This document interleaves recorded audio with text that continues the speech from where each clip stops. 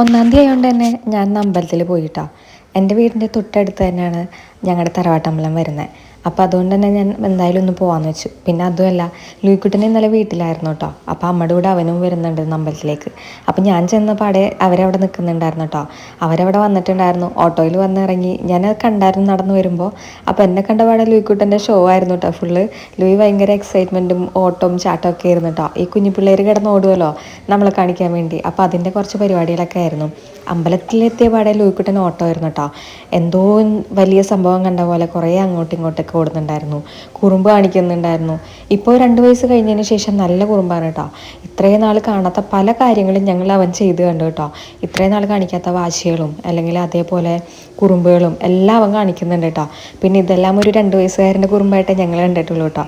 അതൊന്നും എത്ര വലിയ കാര്യമാക്കാറില്ല. പിന്നെ ചെറുതായിട്ട് കൈയൊക്കെ പൊക്കണ കാണുമ്പോൾ നമ്മൾ ചീത്തയൊക്കെ പറയും, അല്ലെങ്കിൽ അത് പറഞ്ഞ് മനസ്സിലാക്കും. ഇതൊക്കെ തന്നെയാണ് കേട്ടോ ഞങ്ങളിവിടെ ചെയ്തുകൊണ്ടിരിക്കുന്നത്. അല്ലാതെ ഒരു 2 വയസ്സുള്ള ഒരു കുട്ടി കുറുമ്പ് കാണിച്ചെന്നും പറഞ്ഞാൽ അതിനെ തല്ലാനോ പിടിക്കാനോ എല്ലാവരും പറയുന്ന പോലെ ഒന്നും ചെയ്യാറില്ല കേട്ടോ. കുറേ പേര് ഞങ്ങളോട് പറഞ്ഞു, ഇപ്പോൾ പറഞ്ഞ് മനസ്സിലാക്കിയില്ലെങ്കിൽ അല്ലെങ്കിൽ ഇപ്പം നല്ല തല്ലുമില്ലെങ്കിൽ അത് മാറില്ല എന്ന് കേട്ടോ. തല്ലിയിട്ടുണ്ടെങ്കിൽ അവർക്ക് കൂടുതലൊന്നും നമുക്കറിയാം കേട്ടോ. നമ്മൾ പല പിള്ളേരെ കുറുമ്പും കണ്ടിട്ട് ഇതൊക്കെ മനസ്സിലാക്കിയിട്ടുണ്ട്. അപ്പോൾ അങ്ങനെ തന്നെയാണ് നമ്മളെല്ലാം ചെയ്യാറ്. ലൂയിക്കുട്ടനെ നല്ലൊരു കുട്ടിയായിട്ട് വളർത്തണം എന്ന് തന്നെയുണ്ട് എൻ്റെ ആഗ്രഹം. അങ്ങനെയൊക്കെ നടക്കട്ടെ എന്ന് ഞാൻ വിചാരിക്കുന്നു. അതിനുശേഷം ലൂയിനെ തിരിച്ച് വീട്ടിൽ തന്നെ കൊണ്ടുവന്നാക്കി കേട്ടോ. എനിക്കിന്ന് എക്സാം ഉണ്ട്. അപ്പോൾ ഇന്ന് രാവിലെ തന്നെ ഞാൻ എൻ്റെ ബ്രേക്ക്ഫാസ്റ്റൊക്കെ കഴിച്ചു.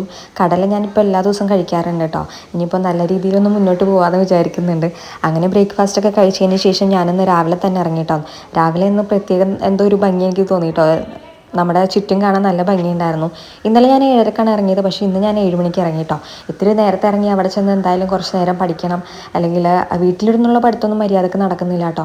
പല പല കാരണങ്ങളായിട്ട് മൊത്തം മുടങ്ങിപ്പോയിക്കൊണ്ടിരിക്കുകയാണ്. അപ്പോൾ അതുകൊണ്ട് തന്നെ ഞാൻ എന്തായാലും ക്ലാസ്സിൽ ചെന്ന് പഠിക്കാമെന്ന് വിചാരിക്കുന്നു കേട്ടോ. ഈ പ്രാവശ്യം സപ്ലി വരുമെന്ന് എനിക്ക് നല്ല ടെൻഷനുണ്ട്. എന്തായാലും ഇല്ലാതിരിക്കട്ടെ, എന്തെങ്കിലുമൊക്കെ കാണിച്ച് എഴുതണം എന്ന് തന്നെയാണ് കേട്ടോ വിചാരിക്കുന്നത്. ചെന്നപാടെ ബസ് വന്നിട്ടുണ്ടായിരുന്നു കേട്ടോ. അതിനുശേഷം കൊടുങ്ങല്ലൂർ ചെന്നിട്ട് പാർവതിനെയും കൂട്ടി നേരെ ഞങ്ങളുടെ കോളേജിലേക്ക് നടന്നു. പാർവതിനെയും ഞാനും കൂടെ ആണ് കേട്ടോ ബസ്സിലിരുന്ന് അതും ഇതൊക്കെ ഇട്ട് പഠിക്കുക. ഫുൾ ചാർജ് കൊടുത്ത് ഇപ്രാവശ്യം പഠിച്ചൊക്കെയാണ് കേട്ടോ പോകുന്നത്. അല്ലെങ്കിൽ ഞങ്ങൾ 5 രൂപ കൊടുത്ത് നിന്നൊക്കെയാണ് പോകാറ്. അങ്ങനെ ഞങ്ങൾ കോളേജിലെത്തി. അവിടെ ചെന്ന് പിന്നെ എക്സാമൊക്കെ എഴുതിയതിന് ശേഷം നേരെ തിരിച്ചു പോന്നു കേട്ടോ. ഇന്നധികം വീഡിയോ ഒന്നും എടുക്കാൻ നിന്നില്ല. അപ്പോൾ ഓക്കെ, ബൈ.